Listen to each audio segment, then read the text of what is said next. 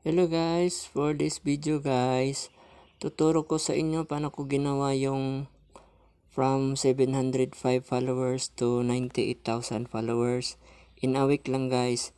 So sana makatulong sa mga baguhang content creator. Unang-una, naghanap tayo ng mga funny videos sa Reels. Tapos dinownload natin, pinost natin sa ating wall, saka sa ating Reels. So siyempre wala namang manonood doon kasi baguhan pa tayo, wala pa tayong followers. Yung ginawa ko, nag-join ako sa mga funny groups, more or less mga 70 groups. So yung video ko, shinare ko doon, 3 to 4 videos a day, mga puro funny videos lahat. So yon, nagustuhan ng mga nanood.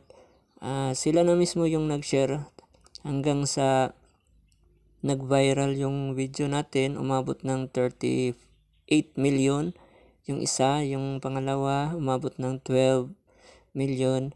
So yun, na siya, nag-viral siya. So yun, dumami yung nag-follow sa akin, dumami yung nag-share, kaya yun, dumami rin yung umabot ng 98,000 yung followers natin.